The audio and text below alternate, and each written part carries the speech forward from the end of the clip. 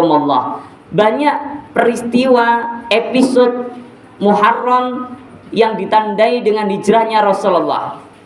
Siang ini khatib mengajak kita bersama menggali satu peristiwa yang kita bisa tarik pelajarannya untuk kehidupan kita sehari-hari.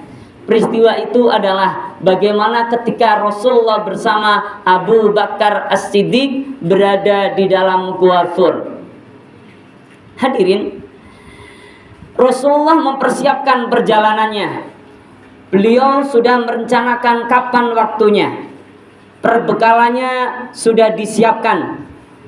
Bahkan bekerja sama dengan orang-orang terpercaya, membayar orang yang ahli untuk menunjukkan jalan yang paling cepat menuju Madinah. Namun ayyuhal hadirun asadakumullah, keberadaan beliau ketika keluar dari Mekah menuju Madinah dalam perjalanannya diketahui oleh orang-orang kafir Quraisy. Ketika Rasulullah masuk Gua Thur, bersembunyi di sana, kita lihat bagaimana orang-orang kafir Quraisy sudah mengepung gua itu dari segala macam penjuru, seakan usaha sia-sia. Ayyuhal hadirun as'adakumullah. Disinilah pelajaran banyak kita dapatkan. Salah satunya adalah meluruskan niat. Kenapa? Karena Rasulullah Muhammad SAW mengingatkan, innamal a'malu binniyat wa innama likulli imri'in ma nawa. Segala sesuatu itu diperhitungkan berdasarkan niatnya. Dan bagaimana seorang muslim mengubah pikirannya, mengubah perspektifnya, mengubah keyakinannya mulai dari niat. Bagaimana praktiknya? Allah Subhanahu wa taala mengingatkan dalam surat Asy-Syura ayat 20, man kana yuridu harthal akhirati nazid lahu fi harthih wa man kana yuridu harthad dunya nu'tihi minha wa ma lahu fil akhirati min nasib.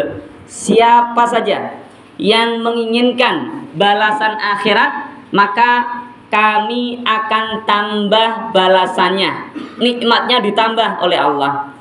Dan barang siapa yang menginginkan balasan dunia, nu'tihi minha, kami berikan sebagian saja, enggak semuanya. Maka kalau kita menginginkan tendensi, tujuan, orientasi dunia, Allah kabarkan tidak akan semua diberikan, sebagian diberikan. Tapi sayang, wa ma lahu fil akhirati min nasib, tidak ada baginya pahala sedikit pun di akhirat. Inilah niat ayyuhal hadirun. Inilah yang ditanamkan pertama kali oleh Rasulullah kepada keluarganya dan para sahabatnya, bahwa niat kita berislam karena Allah, niat orang berhijrah karena Allah. Kalau hijrah tempo dulu ada perpindahan fisik dari Mekah ke Madinah, maka alim ulama bersepakat hijrah tempo kini adalah perpindahan kita dari maksiat kepada kebenaran, dari kegelapan kepada terang benderang, dari kemaksiatan kepada kebaikan dan perintah-perintah Allah. Bagi yang sudah baik, tentu hijrahnya menjadi lebih baik lagi. Perubahan apapun yang akan kita lakukan dan sedang kita lakukan ayyuhal hadirun as'adakumullah, tidak boleh meninggalkan yang namanya niat. Innamal a'malu binniyat. Niat harus kita luruskan terus. Umum kita dengar niat kita untuk mencari ridha Allah. Ridha Allah itu ada skemanya. Di dalam Al-Quran disebutkan ridha Allah nanti akan menjadikan Allah memberikan kita tambahan nikmat di akhirat. Jadi kalau kita melakukan amal perbuatan apapun, bukan hanya ibadah ritual seperti siang hari ini, tapi juga pekerjaan kita, kegiatan kita membantu sesama, kata-kata yang kita ucapkan untuk kanan kiri kita, keputusan-keputusan yang kita putuskan ketika kita menjadi seorang pemimpin, atau usulan-usulan yang kita berikan kepada pemimpin kita ketika kita menjadi bawahan.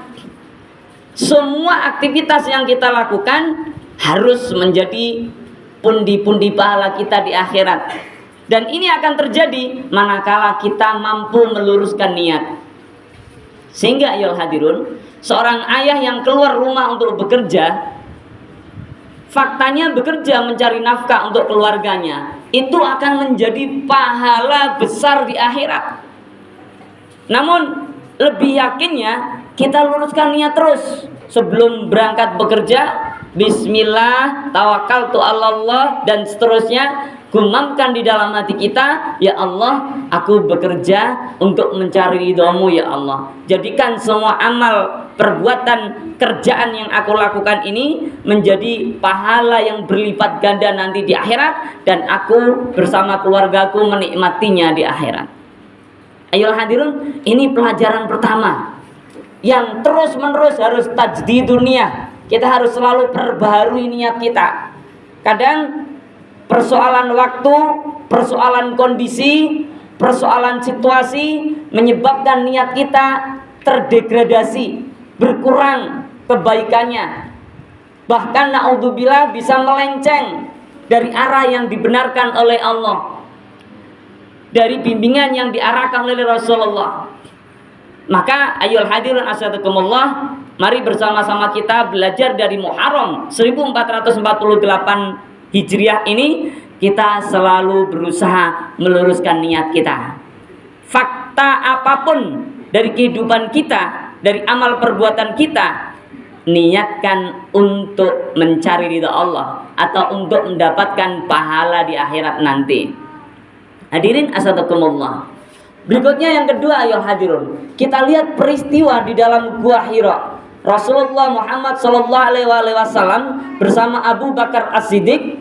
Dan kalau kita ingin tahu, adik-adik remaja, mungkin bapak-bapak juga yang belum tahu, ada film yang dirilis secara internasional 50 tahun yang lalu, yang judulnya dalam bahasa Arab Ar-Risalah. Dan film ini dibuat dua bahasa.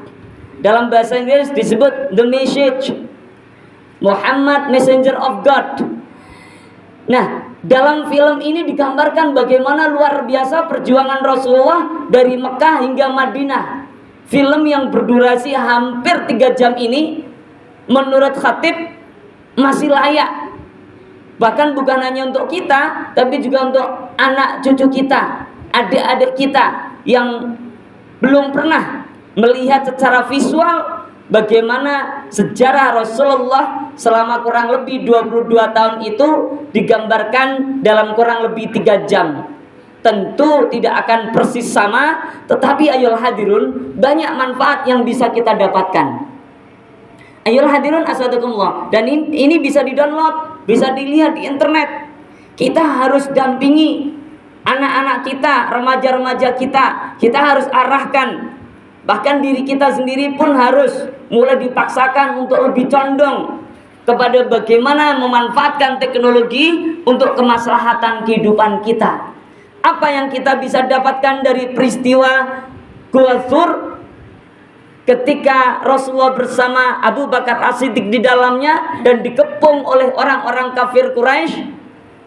Abu Bakar As-Siddiq gemeteran, ia takut sampai keringat dingin keluar, menyampaikan kepada Rasulullah bahwa kondisi sangat berbahaya, semua sudah dikepung dari berbagai arah gua tempat beliau berdua tinggal. Ayolah hadirun, apa ajaran Al-Quran? Allah sampaikan dalam surat At-Taubah, la tahzan innallaha ma'ana. Masya Allah.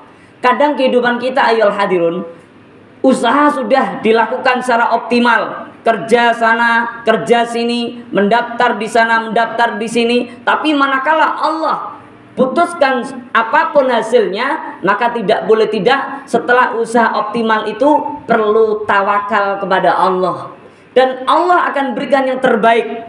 Dalam peristiwa Gua Thur itu Allah utus makhluknya Allah yang lain berupa laba-laba dan sebuah burung yang mengerami telurnya. Dan ini cukup membuat orang-orang kafir Quraisy pergi dan tidak yakin di situ ada orangnya. Masya Allah. Kalau dalam kehidupan kita menemui jalan yang buntu, ayolah hadirun, la tahzan, innallaha ma'ana. Jangan pernah bersedih. Allah bersama kita. Maka keyakinan kita akan keberadaan Allah bersama kita harus terus dipupuk. Bagaimana cara sederhananya? Jangan sampai ada detakan hati kita sedikit pun yang kemudian berbicara dalam hati kita, berpikir dalam hati kita, merasa dalam hati kita yang tidak mengkoneksikan kepada Allah. Kalau kita selalu terkoneksi dengan Allah, maka la tahzan, innallaha ma'ana, itu akan sangat punya power dalam kehidupan kita. Itu akan sangat menginspirasi keluarga dan anak-anak kita, istri kita. Ayolah hadirun asadakumullah, la tahzan, innallaha ma'ana. Jangan pernah kita merasa hidup ini sendirian. Ada Allah. Jangan pernah kita merasa bahwa kita sudah optimal, hasilnya harus optimal. Tidak, semuanya diserahkan pada Allah. Kenapa ayolah hadirun? Karena Rasulullah SAW juga berpesan, cintailah sesuatu yang kamu cintai itu ala kadarnya saja. Karena bisa jadi suatu saat yang kamu cintai jadi suatu yang tidak kamu cintai. Dan begitu juga sebaliknya. Bencilah suatu yang kamu benci, yang tidak kamu sukai, sewajarnya saja. Karena bisa jadi sesuatu yang tidak kamu sukai tersebut malah kemudian suatu hari menjadi hal yang kamu sukai. Ayolah hadirun asadakumullah. Inilah esensi bagaimana ketawakalan kepada Allah itu harus terus dihunjamkan dalam kehidupan kita. Selalu harus direfresh, diperbaharui terus. Jangan pernah sekarang tawakal, besok pasti tawakal, belum tentu. Harus terus tajdidun niyah, niat kita terus kita perbaharui agar karena Allah, agar berharap pahala dari Allah nanti di akhirat, ada hidup setelah hidup di dunia ini. Dan agar ketawakalan kita ini tidak bergeser dengan hitungan-hitungan matematis.